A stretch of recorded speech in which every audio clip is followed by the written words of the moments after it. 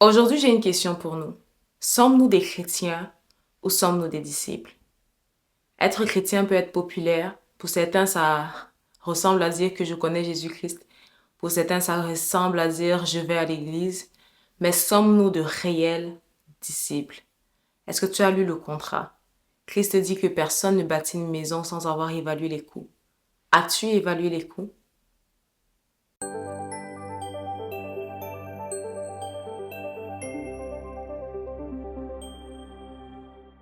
Bonjour, bienvenue à votre émission Chrétienne Vie pour Christ. Mon nom est Alicia Bikout et aujourd'hui, je veux qu'on puisse parler ensemble de ce sujet. Chrétiens, disciples, que sommes-nous? La Bible dit dans le livre de Luc, et je veux qu'on puisse lire ce verset ensemble, Luc chapitre 14, versets 26 à 27. Si quelqu'un vient en moi et n'est pas prêt à renoncer à son père, sa mère, sa femme, ses enfants, ses frères, ses sœurs et même à sa propre vie, il ne peut être mon disciple. Celui qui ne porte pas sa croix et qui ne me suit pas ne peut être mon disciple. C'est dur, mais c'est la triste vérité. Et si nous voulons être chrétiens, ou devrais-je dire être disciples, parce que Christ a dit allez et faites de toutes les nations des disciples. Ce n'est pas selon nos termes du contrat, c'est selon ses termes du contrat. Et ici, Jésus-Christ est en train de dire que si nous voulons être disciples, si nous voulons être dignes d'être ses disciples, il faut que nous comprenions la notion du mot renoncement.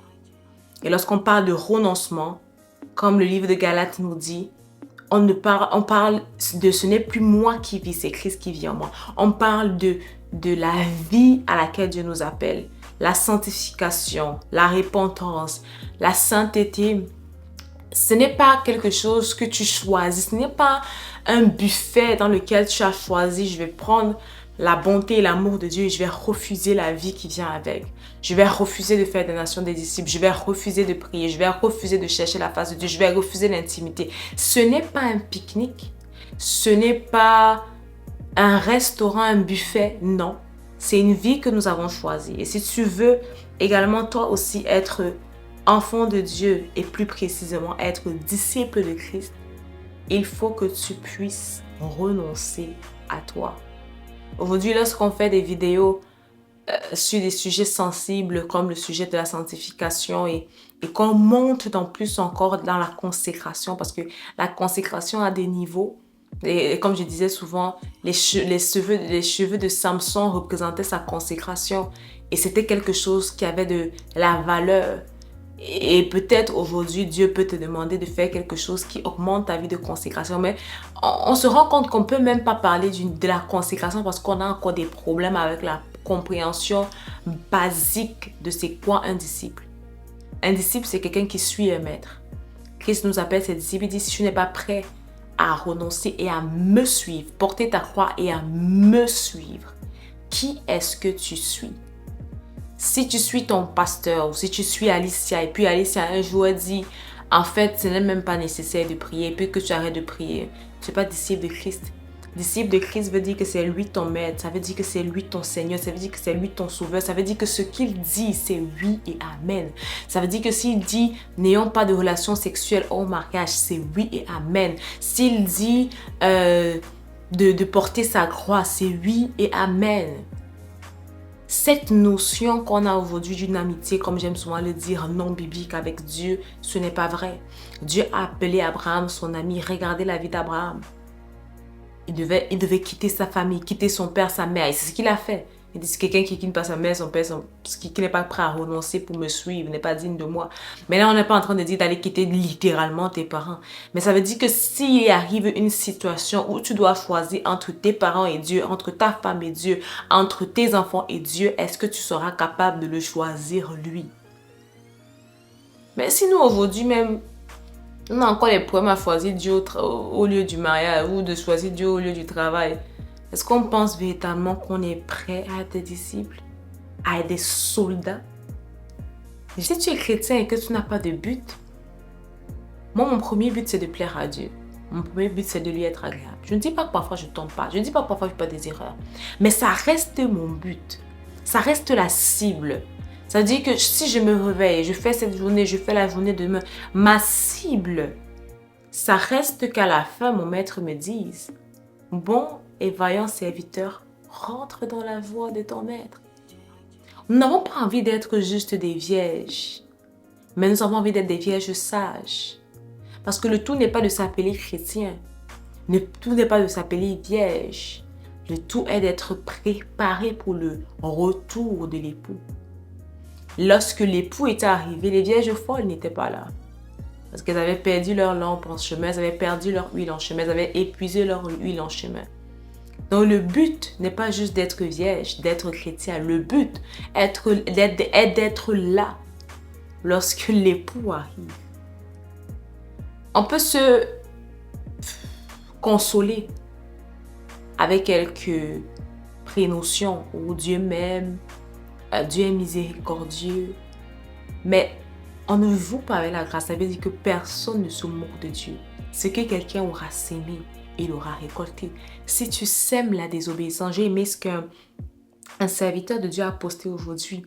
Il a dit, aujourd'hui, c'est quel salut sans obéissance? C'est quel baptême sans renoncement au péché?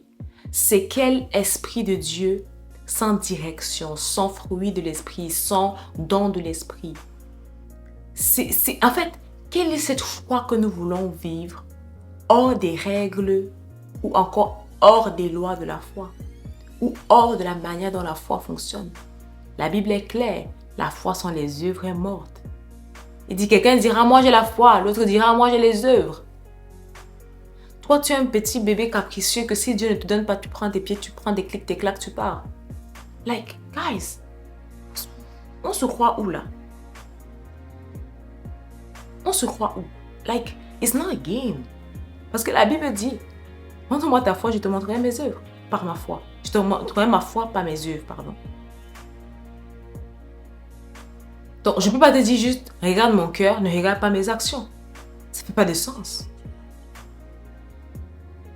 Même si tu es capable de poser des actions sans le cœur, si tu as le cœur, tu poseras les actions. Si tu as le cœur, tu poseras les actions. Mais tu peux avoir les actions sans avoir le cœur. C'est pourquoi Dieu dit, ah, vous avez fait ci, vous avez fait ça, mais moi, je ne vous connais pas. Mais si tu as le cœur, tu poseras les actions. Je ne sais pas si ça fait du sens. Donc, je veux vraiment nous encourager. On peut parler de beaucoup de choses. Voilà, on peut toucher beaucoup de sujets, se fortifier, s'encourager. Mais il faut qu'on puisse relier le contrat. Relisons le contrat de Luc 14.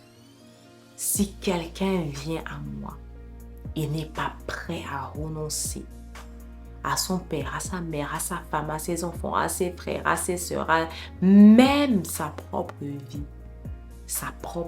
mes désirs, mes envies, mes souhaits, mes besoins, il ne peut être mon disciple. Waouh! Dieu, tu es dur, hein? Celui qui ne porte pas sa croix et qui ne me suit pas, il le redit encore, ne peut pas être mon disciple. Et quand j'ai lu ça, je me suis dit, Alice, est-ce que tu veux véritablement être le disciple de Christ? Et je veux te poser cette question. Est-ce que tu veux être un chrétien ou un disciple? Est-ce que tu veux véritablement être disciple de Christ? Si oui, son esprit est là pour nous fortifier. Il avait dit que je puis tout par celui qui me fortifie. Mais ça commence par le désir, par la volonté, l'intentionnalité de mettre les actions en œuvre pour vivre pour Christ. J'ai vu des hommes, que ce soit dans la Bible avec l'apôtre Paul ou que ce soit dans la vie courante, des hommes qui ont été tellement radicaux pour leur foi. Tu ne peux pas dire qu'il n'y a pas eu d'exemple, qu'il n'y en a pas les gens qui le font. On peut chercher des excuses ou on peut chercher des raisons de vivre pour lui. Alors j'espère que cette vidéo t'a béni, que Dieu te bénisse abondamment et bonne journée à toi.